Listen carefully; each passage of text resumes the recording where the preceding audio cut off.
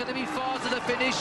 There is a time gap, but the man in yellow is running at him with that usual determination.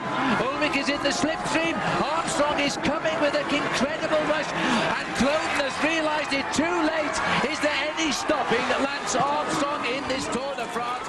And the answer is no. Yes or no?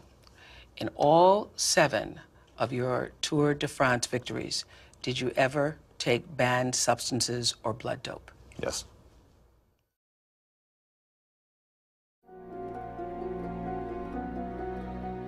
Nos primeiros registros de esporte, na China, por volta de 2000 a.C., tinha-se a função de competir entre si para provar qual dos desportistas era aquele que apresentava maior resistência, equilíbrio psicológico e concentração durante as provas.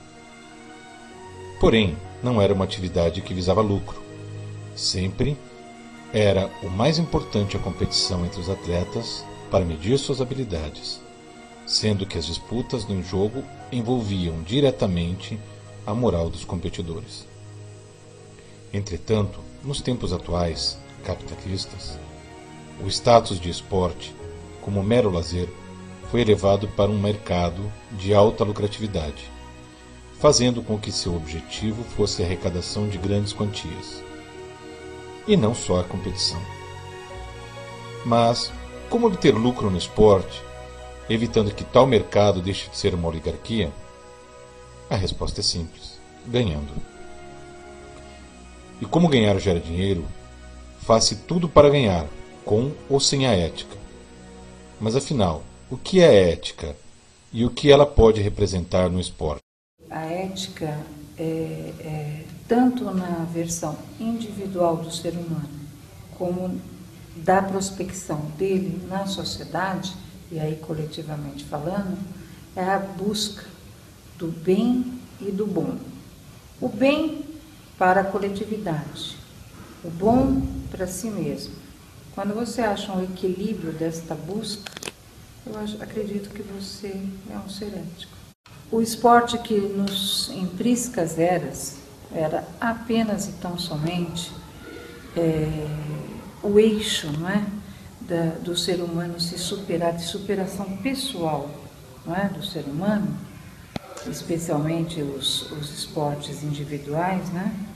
Hoje, se você for levar em conta, hoje é um festival econômico e financeiro de superação dos patrocinadores, se você for ver bem.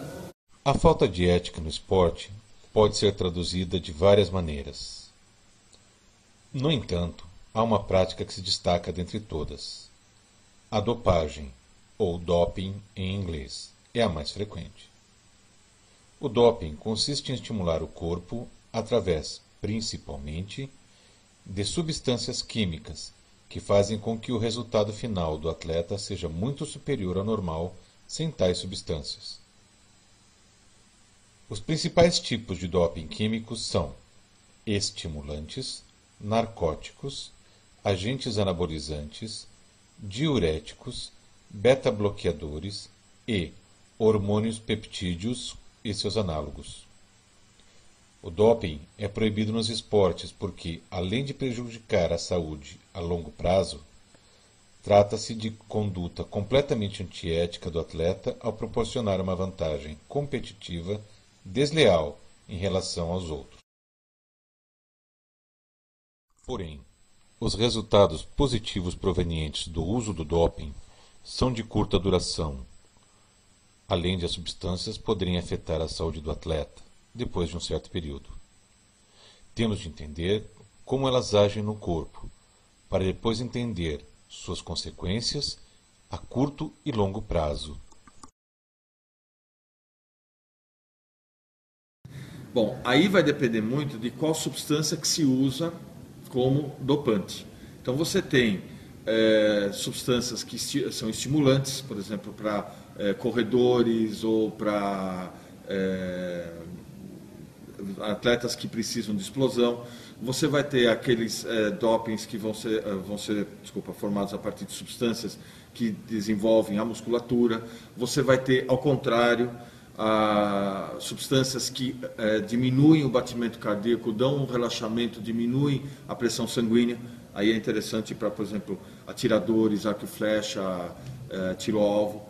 Então, todas elas, de uma maneira geral, são substâncias estranhas ao corpo. Como são substâncias estranhas ao corpo, elas vão ser, para começar, metabolizadas no fígado. Então, imediatamente você tem uma sobrecarga no fígado. E, a longo prazo, você pode ter uma deterioração do fígado ou uma destruição do fígado. Então, a grande maioria dos atletas que morreram por causa de doping, normalmente foram por uma falência do fígado.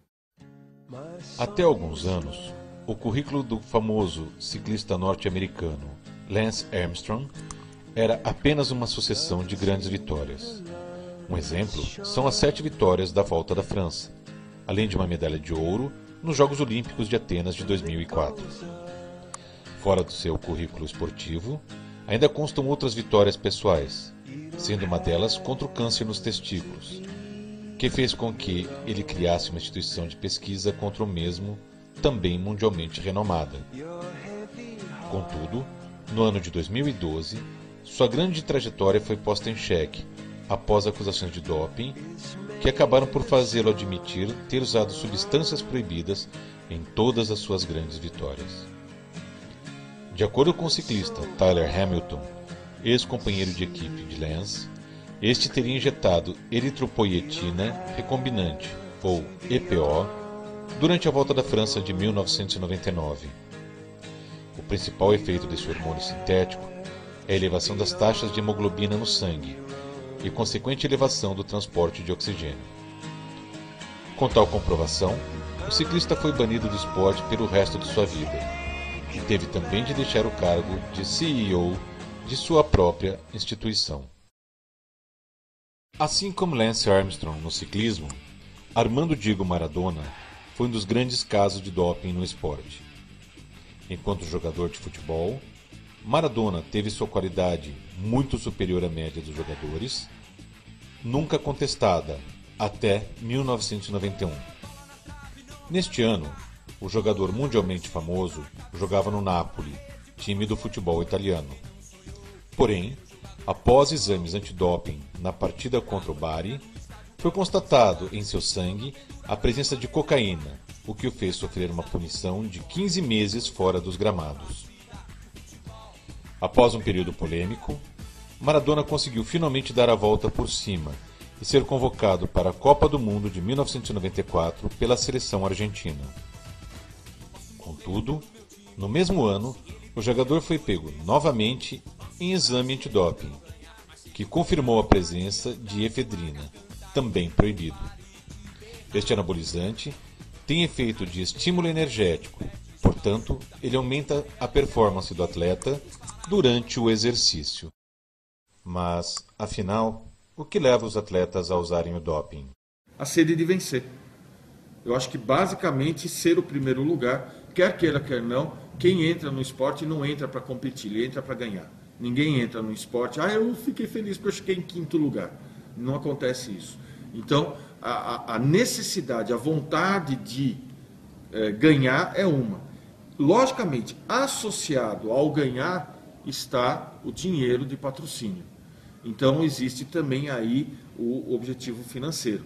Conseguir mais patrocinador, mais verbas, mais salário, um melhor desempenho. A nossa sociedade moderna é regida por regras implícitas e influenciada por figuras públicas ou famosas que acabam nos induzindo a consumir cada vez mais. É uma sociedade que necessita a extrema interferência da ética em todos os seus campos, desde a vida pessoal até a vida profissional. Na vida profissional, pode ser, e muitas vezes é, a razão para tomarmos atitudes antiéticas ou para sermos cúmplices de alguém que as fez em nosso lugar, mormente no esporte. O benefício de usar substâncias químicas proibidas hoje é conquistar vitórias, poder, fama e dinheiro. Este é apenas a metade do mal que poderá acontecer em 15 anos.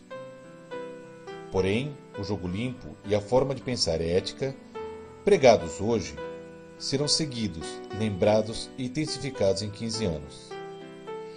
Em um mundo consumista que nos cerca sempre, nos tentando o prazer imediato, a demonstração de força social ou política, temos de pensar eticamente, para que no futuro, esta, antes vinda do esporte, traga melhorias eternas à sociedade por completo.